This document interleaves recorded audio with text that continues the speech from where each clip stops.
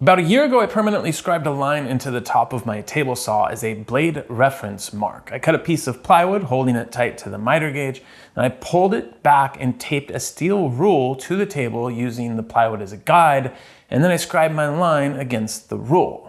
Now, the scribe line is meant to reference the leftmost side of my blade, regardless of the blade that I have in there. I use it for certain operations here, and I'll touch on that in a minute, but I want to say that that has been the single most convenient and useful upgrade I've made to my saw since I've had it. And after having that line on there for the last year, I 100% recommend. Now, in that video, I said, I personally only want my line on the left-hand side because no matter the width of my blade, that left-hand side is never going to change. So whether I use a thin kerf, a full kerf, or even a dado stack, the left side is always going to stay in that same location.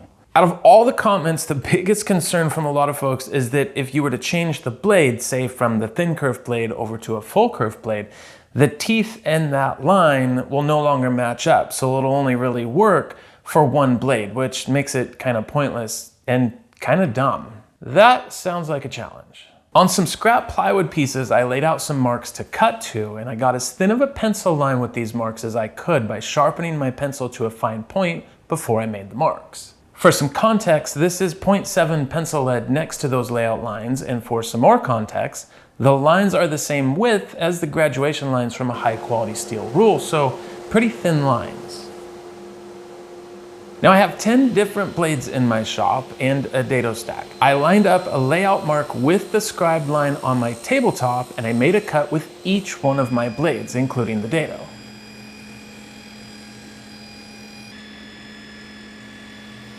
I started with the thin kerf blades, which as I recall is what I used to scribe the line on my table to begin with. As one would assume, each one of them did a fantastic job of hitting the line very accurately.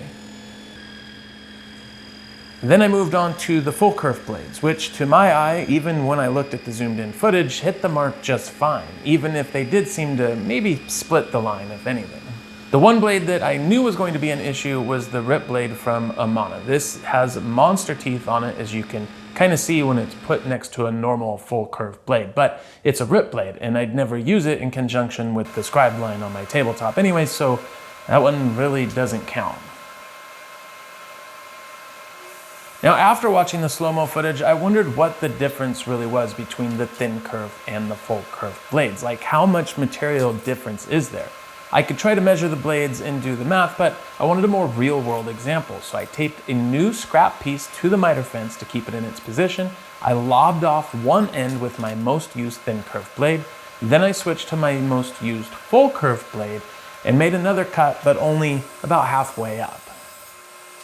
Then, using a setup block clamped to my table saw and clamping the plywood piece to that setup block, I measured the gap that was left over. I got 2.5 thousandths.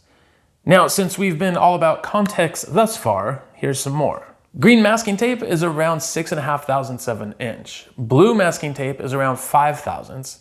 A post-it note is around 3.5 thousandths, and a single human hair is around 2 thousandths.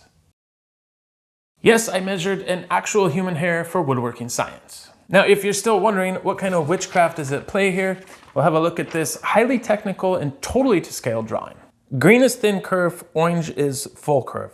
Full kerf blades generally have thicker plates than thin kerf blades, and then of course the teeth are wider too. So overall, the difference between them is usually quite a bit, generally a 32ndths of an inch. But with both plates shoved all the way to one side and bolted in place, like when you use them, the only measurable difference is really from the leftmost side of either plate and how far from either one of those the teeth stick out.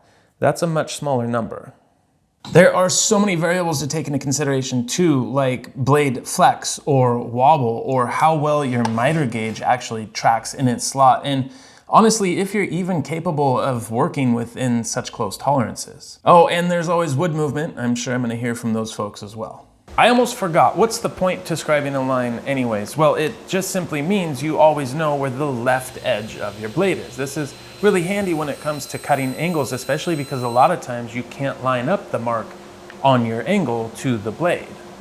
I use it a lot when trimming off several pieces to different lengths as well. Without the line, I'd have to turn my machine off between each cut, pushing the material up to the blade to make sure I'm going to hit my mark, turn the machine off, make my cut, turn it off. Or I could do the old nibble away at the material and try and figure it out routine.